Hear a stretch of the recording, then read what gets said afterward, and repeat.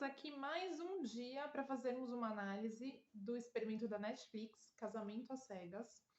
Eu acho que eu poderia gravar mais uns, sei lá, 10 episódios de conteúdo, porque tem muita coisa legal, importante para a gente falar, usando o que a gente viu nesse experimento da Netflix. Hoje, especialmente, eu vou falar sobre os homens, os que foram, né? Os que chegaram até o fim. E vocês vão me ver olhando aqui para o lado, porque eu tenho várias anotações. Eu assisti tudo, fui assistindo conforme a Netflix foi soltando, e eu fiz muita anotação. Eu não assisti várias vezes, eu fui assistindo, fui anotando, então eu tenho muita coisa anotada das minhas percepções, terapêuticas, das falas, da linguagem corporal. Então eu tenho muito conteúdo, a gente pode falar de muita coisa. E aí é uma demanda de vocês. Eu sempre vou jogando conteúdo no meu Instagram, no meu podcast. E aí, conforme vocês vão interagindo, eu vou trazendo novos conteúdos relacionados a isso. E falar deles, do comportamento deles, de sinais que os homens emitem e de como que a gente pode estar atento aos sinais, é uma demanda que a gente conversa lá no Instagram bastante. Bem, quero começar aqui falando sobre o nome do programa especificamente, né? O amor é cego. Usando essa metáfora aí de o amor é cego, não vou nem discutir, né, o contexto do nome, eu já começo respondendo que o amor, ele é cego, mas ele não é surdo. Ele talvez seja cego. Aliás, a paixão, ela pode ser até cega, mas o amor não. E ele ouve, ele entende, ele sente muito bem as coisas, né? Percebe muito bem as coisas. E a gente precisa estar presente para a gente perceber esses sinais. Por quê? Porque a paixão, ela é uma projeção daquilo que você idealiza numa pessoa.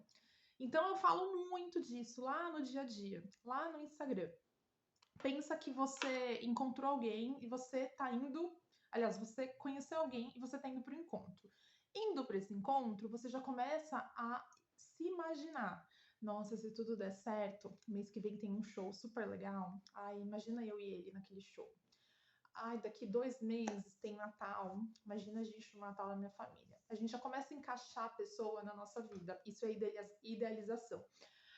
Aí, digamos que você chegou lá pro date, pro encontro. E aí você gosta de morango desde que você nasceu, e aí o cara tá usando uma camiseta que tem um desenho de morango. Você já acha que é um sinal.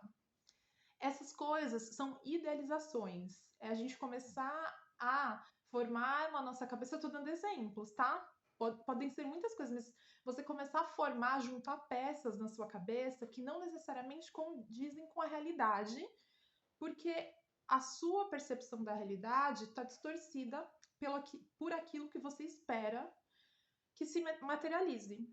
Deu para entender? Então é o que acontece lá dentro das cabines.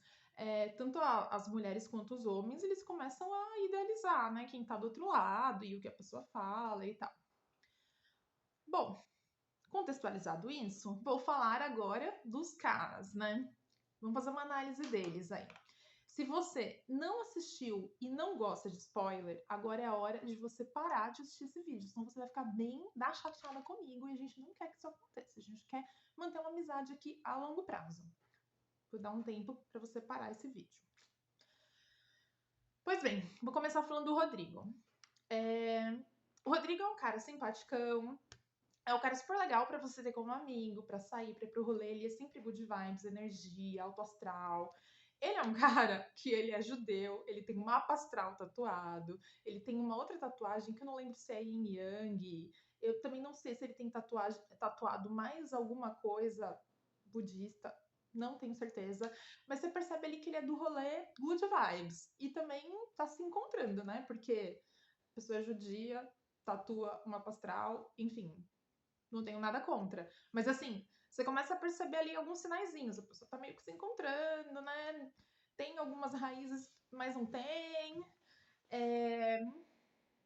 Ele dá sinais de não levar muito a conversa já lá nas cabines a sério. Porque ele vai tomando um caminho ali de falar, de sexualizar muita coisa e tal. É bem difícil ouvir ali algum momento que ele leva a situação a sério. No entanto, que a hora que a parceira dele, a Dai, fala, né, de sexo e tudo mais, ele já se abre. Ai, finalmente a gente chegou aonde eu queria. Parece que ele toma a decisão dele a hora que ele percebe que ela é uma pessoa bem liberta de preconceitos nesse sentido. Dentro disso, eu quero falar uma coisa.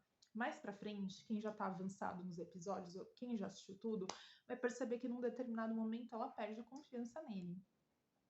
E dá a entender que ele abriu ali a relação sexual dos dois pros amigos do programa também e contou alguma intimidade, ou algumas, não sabemos. Eu, Gabriela, arrisco a dizer que ele contou muita intimidade e talvez não fosse só, né? Vou colocar entre aspas, porque, enfim. Mas não seja só ali da intimidade sexual. Talvez ele tenha contado mais coisas da intimidade do casal.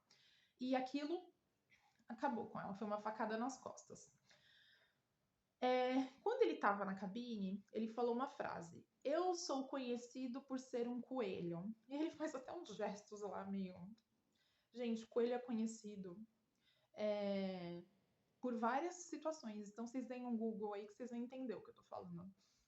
E aí, corta para esse episódio aí da vacilada que ele deu.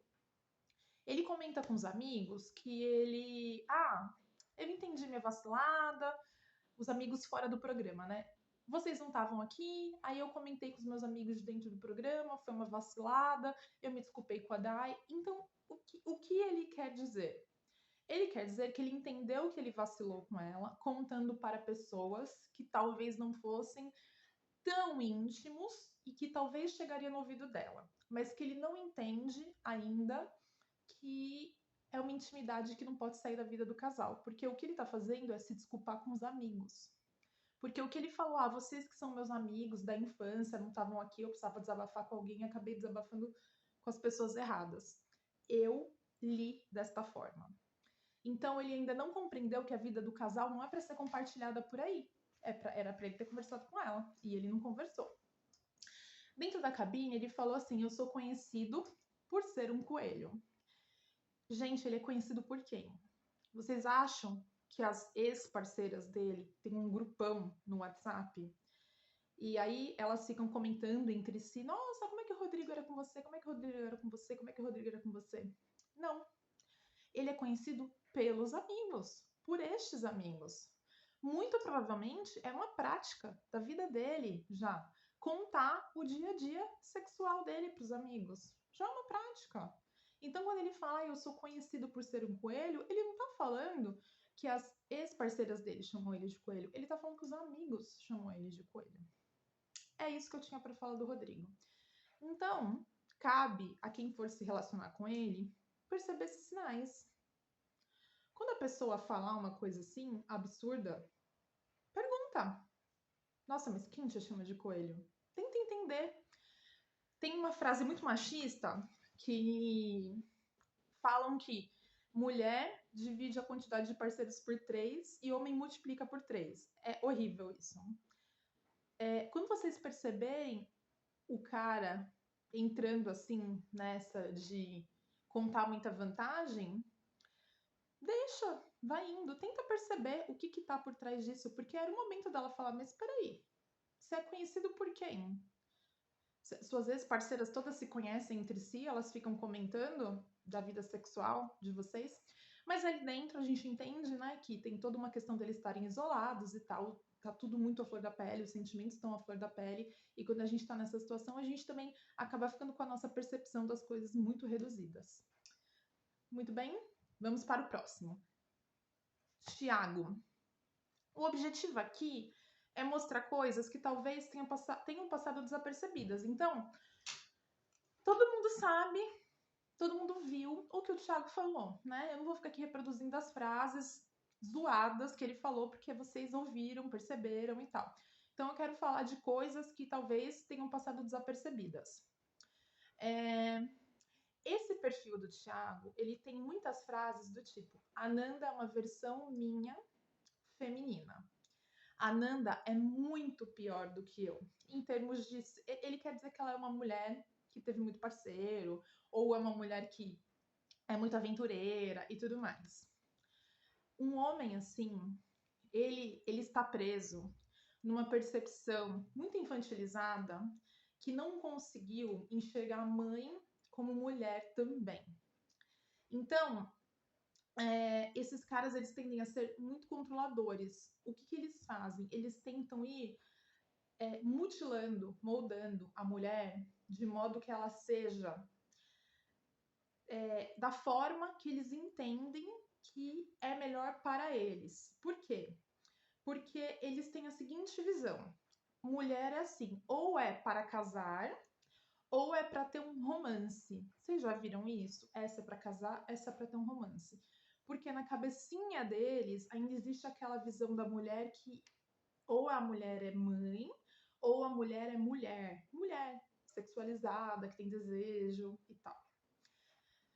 Quando você começa a conversar com mais mulheres, na sua vida mesmo, talvez você tenha contato com mulheres que, quando engravidam, o marido do nada muda completamente. Porque é este tipo de homem que não consegue olhar a mulher como um ser humano inteiro, que dá luz, que tem filho, que é mãe e que tem desejo, que é uma mulher adulta, que é uma mulher que reproduz, uma mulher que trabalha. Por quê? Porque dentro desse homem tem uma criança que ele ainda não fez com a própria mãe, ele não integrou ainda com a própria mãe. Ele não consegue enxergar a mãe como uma pessoa que tem outra vida para além daquela pessoa que vai lá e supre todas as necessidades dele como filho. Então, isso fica perceptível no dia do casamento quando a mãe dele vai visitá-lo. Ele tem, assim, até o jeitinho dele falar muda com a mãe dele. Dá para perceber que ele tem uma devoção pela mãe. Então, muito provavelmente, essa mãe foi uma mãe muito devota a ele. E ele continua sendo esse filho devoto. O olhar dele para as mulheres é esse. É um olhar de sedução, de romance. Ele não consegue integrar na mesma mulher a mulher para ter como parceira, para viver do lado dele, para de repente construir uma família, uma vida e tudo mais. Não, essa é para casar, para ter filhos, e essa eu quero que seja bem certinha, bem tranquilinha, que foi o que ele falou, e para ficar, para ter uma coisa assim mais aventureira, aí tudo bem. As outras servem. Vocês entenderam por trás qual que é o trauma? E aí vai de você querer abraçar essas ideias, e aí você vai ficar na posição de terapeuta do cara, carregando, né, essa ferida dele. E o que é carregar a ferida dele? É você aceitar ir se mutilando, porque ele vai querer ir te controlando. Aí não vai beber, não vai tomar uma taça de vinho, não vai dançar, não vai fumar. Porque ele é incongruente com o que ele fala, minha religião não permite, porque eu tive um pai. Esses caras são cheios de botar um trauma, que não tem nada a ver com um trauma mesmo. Porque meu pai, com todo respeito a quem tem essa situação, porque o meu pai teve um problema de bebida, e aí eu sou super, super incomodado com a situação de bebida. Ele fala isso chacoalhando uma taça de vinho branco na mão. Vocês percebem o sinal? Não é sobre o pai dele. Sobre a necessidade dele de controlar a maneira que ele recebe amor de mulheres. Ele quer alguém que possa dar amor para ele da forma que ele entende o amor, que é o amor maternal. Triste, né? Um homem de, sei lá, quase 40 anos. Tem que dar uma chupeta para ele. Bom, vamos falar de Shai. Quem ouviu meu podcast, com todo respeito à cultura do Shai, todo o meu respeito. Shai é uma cilada. Por que é uma cilada? Porque eu acredito que ele tenha sido... Ele não foi totalmente sincero com a Ana. E eu acredito que ele não seja uma pessoa totalmente sincera com nenhuma mulher. Porque eu acredito que ele tenha uma cultura que não permita, que não tenha espaço para uma mulher como a Ana caber. Eu falei isso no meu podcast. E eu não tô criticando a cultura dele, não é sobre isso. Para uma mulher caber na cultura do Shai, ela precisa se adaptar muito totalmente e mudar completamente para entrar, para se envolver na cultura dele. Isso passaria por um processo de ela se moldar aquilo. E o que eu vejo é que ele não informou ela disso. O que ele informou ela e a percepção que ela teve é que eles encontrariam um meio do caminho para que eles conseguissem conviver entre as duas culturas, a cultura dela e a cultura dele. E aí eles teriam um meio do caminho ali para que quando estivessem na família dele, não tomassem bebida alcoólica, que até passa ali, no casamento perto da minha mãe, ele falou da sogrinha, não pode beber, quando você estiver com a minha família, é mulheres de um lado, homem do outro, ela até fica meio assustada e tal. Mas eu percebo que isso não foi completamente informado para ela de como no dia a dia isso ia permear a vida dela, ou do quanto ela teria que mudar algumas coisas, ou se adaptar a algumas coisas na rotina dela, para que isso virasse um casamento. Por quê? Porque não é apenas sobre mulheres de um lado e homens do outro. Não, gente. No dia a dia, isso significa outras coisas mais profundas. No dia a dia, isso significa uma cultura que talvez exista ali um hábito do homem ser servido de uma maneira e a mulher ser servida de outra, que isso já está no inconsciente do Shai, porque ele passou mais tempo da vida dele no Irã, porque ele é iraniano, do que no Brasil. Então o inconsciente dele já foi moldado dessa forma, não tem como mudar. E o dela foi moldado de outra. Então isso existe dentro dele e essa expectativa de ser atendido está dentro dele. E aí, a Ana acreditava que existia um meio do caminho e ele acreditava que existia um meio do caminho. Não existe. Então, eu acho que ele não foi totalmente sincero ao dizer que é possível, culturalmente, ele se adaptar, porque eu acho que não é. Eu acho que não é a situação ali na cultura dele. E aí, o que eu disse no podcast, que eu vou reforçar aqui para vocês, é: quando vocês estiverem se relacionando com um gringo, ou com alguém de uma religião muito diferente, ou com alguém de uma cultura muito diferente, percebam que o que for mais a cultura, ou o país, ou as regras que forem mais repressoras, são as que vão prevalecer na relação. Porque é inevitável. Então, são coisas que vocês precisam prestar atenção, são sinais. Falei do Shai. Vou falar agora do Hudson. Vocês sabem que o Hudson, eu tava postando no casal Hudson e Carol. Eu fiz algumas anotações e depois eu fiquei percebendo as anotações que eu fiz e eu passei no podcast desapercebido por uma anotação. As perguntas que ele faz a respeito do pai da Carol. E eu acho que perguntar à família da pessoa é uma coisa super importante, principalmente no contexto que eles estavam, porque muitas famílias são muito invasivas. É legal você entender, como é que é a sua família, como é que é o seu dia a dia com a sua família?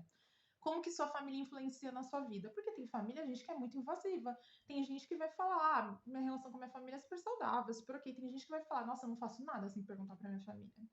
Eu não faço nada sem a minha família estar junto. Eu não viajo sem a minha família estar junto. Aí você já, alarme, alerta, você já vai começar, tirem suas próprias conclusões. Ali no contexto que o Hudson perguntou, a minha percepção foi de que ele ficou muito preocupado em como a família dele receberia o fato da Carol não ter, aliás, eu vou corrigir, o fato do pai da Carol não ter convivência com a Carol. Eu senti isso. Porque eu percebo que o Hudson, ele tem uma convivência ali com a família dele bem presente e eu diria que até bem eu diria que até a mãe dele talvez seja uma pessoa que tenha bastante intervenção ali nas decisões dele e tudo mais. Então eu acho que quando você está se relacionando com um homem e você percebe que, olha, a opinião da minha mãe é tudo, a decisão da minha mãe está acima de qualquer coisa, não, minha mãe é o grande centro dessa família, a matriarca, levante um alerta. Porque talvez seja uma situação difícil de construir uma família nova, com novas referências, porque sempre vai ter ali uma relação de hierarquia. Alguém vai mandar de fora na sua relação. Alguém vai intervir de fora na sua relação. E talvez não seja o que você quer. E aqui eu quero fazer um bônus no final, mas eu vou falar antes do Lício. Eu falei do Lício no podcast, eu reforço. O Lício, ele teve um comportamento no programa dentro das cabines e eu percebi que fora ele teve outro. Eu acho que dentro da cabine ele tava mais sério ali. Eu até falei que ele parecia que tava no Shark Tank fazendo entrevista. Depois ele deu uma relaxada e tal. Eu percebo que ele tem um perfil que eu acho que até uma coisa leva a outra, né? Ele é empresário, ele, enfim, vende umas coisas e tal. Eu acho que, não sei se é por ele ser empresário ou por ele ter esse perfil, ele virou empresário. Ele tem um perfil controlador. Então, e ele é muito bom de levar a pessoa no papo. Ele é muito bom no flerte, ele é muito bom com as palavras, ele sabe colocar, ele sabe conduzir, ele sabe ouvir. Talvez isso no dia a dia seja um problema. Por quê? Porque a pessoa que é muito bom nessa condução, no flerte, ela é muito argumentativa. E a pessoa que é muito argumentativa, talvez ela seja muito inflexível, porque talvez ela sempre tenha alguma resposta ali, talvez ela sempre consiga contornar uma situação, e aí talvez ela esteja pouco aberta para ajustar coisas. Embora ele fale, né? Ah, eu tô aberto para ajustar e tal. Eu não vi em algumas situações. Ele até fala, quando a Luana entra no apartamento, ela comenta, gente. Luana, você não pode falar. Um beijo, Luana, adoro você. Luana, você não pode falar se vocês estão juntos ou não, mas ela entra no apartamento e fala assim: nossa, parece um consultório odontológico. Ela não fala isso, mas praticamente é o que ela quer dizer, né? Que o apartamento é todo branco, parece a sensação, né? Parece um consultório odontológico. Aí ele fala alguma coisa assim pra ela. Ela não fala isso, gente, eu que tô falando, mas ela vai falando, né? Ai, tá muito branco e tal. E ele fala, Luana, esse não é nosso primeiro apartamento. Aliás, esse é o nosso primeiro apartamento, mas não vai ser o nosso último. A gente vai ter outro, a gente vai construir outras coisas e tal. Então, ele é bom do argumento ali. Ele é bom de ir levando. Isso no dia a dia pode ser um problema. Se a pessoa não tiver sabedoria e autoconhecimento para ela realmente se abrir para construir caminhos do meio. Agora o bônus. Ouvi essa semana uma entrevista da Carol. Ela deu uma entrevista para um podcast. E aí a pessoa no podcast perguntou na lata: Carol, você e o Hudson estão casados ainda? Ela falou. Aliás, Carol e Hudson estão casados ainda? Aí a Carol respondeu: Carol está. Na terceira pessoa. Aí ela continuou contando alguns detalhes. E a pessoa pergunta: quais os apelidos de vocês na vida íntima? E ela respondeu: a gente se chamava no passado. Onde vocês estão morando? Como é que tá a vida de vocês? Aí ela cometeu uma gafezinha ali que ela falou: ela falou alguma coisa no passado de tinha decidido, nós decidimos. Ela cometeu alguma escorregadinha ali, falou um pouquinho no passado, mas algo no sentido de que lá atrás eles decidiram morar separados por questões financeiras, que eles estão construindo a vida, foi o que eu entendi, entre linhas. Então, senti no tom da voz, como é podcast, é falado, não achei vídeo, então acho que é um podcast que não tem, eles não fazem vídeo, né? Tem alguns podcasts que fazem. Quando a pessoa tem uma linguagem verbal ali, quando a gente tem o vídeo, a gente consegue analisar a linguagem verbal também, fica mais fácil. Não foi o caso. Mas eu senti uma pequena tristeza no tom de voz que ela vinha fazendo. Sinto que talvez não seja verdade que eles ainda estejam casados. Senti um tonzinho de tristeza, vi uns comentários na internet, muita gente falando. A Carol é. Ai, como é que foram os comentários? Que talvez a Carol tivesse aberto mão por conta da carreira, aberto mão do casamento. Não senti, gente. Sinto que talvez a Carol tenha até tentado, talvez, porque eu senti bem uma tristezinha ali na voz dela, falando. Quando você cria o hábito de ouvir a pessoa e tudo mais, a gente começa a prestar muito mais atenção na forma que ela coloca as palavras, no tom de voz, do que necessariamente no que ela tá contando, porque essas coisas dizem muito, né? E aí você percebe que ela tá vindo num tom de voz, depois ela dá uma mudadinha. Então, não sei. E aí, juntando com essa história aí do Hudson, talvez ali o Hudson não queira ou não tenha conseguido ainda ter saído ali do conforto, da casa dos pais. E aí fica meu recado para você, né, que é sogra, sogro, não gere para o seu filho tanto conforto quanto ele queira ficar ali, né, dentro de casa para o resto da vida. Gere conforto minimamente para que ele queira ir para casa dele, para ele ter as coisas do jeito dele e construir a própria vida. E essa foi a análise a respeito dos homens e de alguns sinais que vocês possam identificar no dia a dia de vocês, nas relações de vocês. Vou pedir para vocês comentarem aqui o que vocês acharam desse vídeo. Esse vídeo ficou mais longo para eu poder dar detalhes. E eu trouxe aqui coisas que eu não vi por aí, ninguém comentando, porque são pequenos detalhezinhos de comportamento, né? As outras coisas estão muito sendo comentadas por aí. A minha intenção é usar o programa para fazer um serviço de utilidade pública, para que a gente aprenda a fazer uma leitura de sinais.